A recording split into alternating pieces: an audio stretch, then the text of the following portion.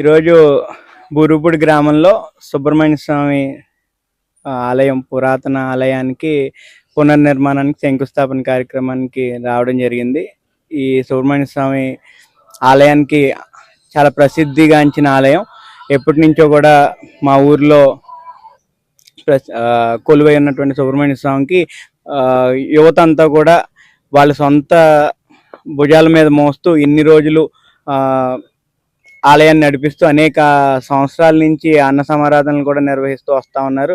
దీనికి ఏ విధమైన ట్రస్టో లేకపోతే ఒక ఎండోమెంట్ సంబంధించింది కాకపోయినా యువత అంతా కూడా వాళ్ళ భుజాల మీద వేసుకుని వాళ్ళ రెక్కల కష్టంతో ఈ ఆలయాన్ని ముందుకు నడిపించడం జరిగింది ఎన్నాళ్ళు కూడా.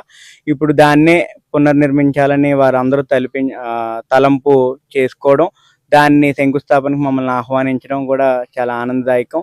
ఈరోజు ఈ ఆలయ నిర్మాణానికి, అంటే మా గ్రామంలో ఏ కార్యక్రమం జరిగినా పార్టీలకు అతీతంగా, వర్గ వర్ణాలకు అతీతంగా ఖచ్చితంగా అందరం కూడా ముందుండి భుజాల మీద వేసుకుని నడిపించే పరిస్థితి ఉంటుంది మా గ్రామంలో.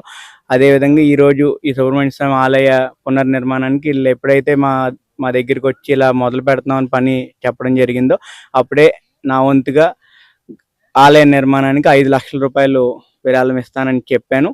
ఖచ్చితంగా రానున్న రోజుల్లో నా సతీమణి సువర్ణ సుప్రియ ద్వారా ఒక ట్రస్ట్ని ఏర్పాటు చేస్తున్నాను మా తాతగారి కంటే వీర్రాజు గారి పేరు మీద. ఆ ట్రస్ట్ ద్వారా ఆమెతో ఆ చెక్ని అందించడం జరుగుద్ది ఆలయ నిర్మాణ కమిటీకి. ఖచ్చితంగా అది రానున్న రోజుల్లో ఒక దగ్గరలోనే 15 to 20 డేస్లో ఆ పని పూర్తి చేస్తాను. మా తాతగారు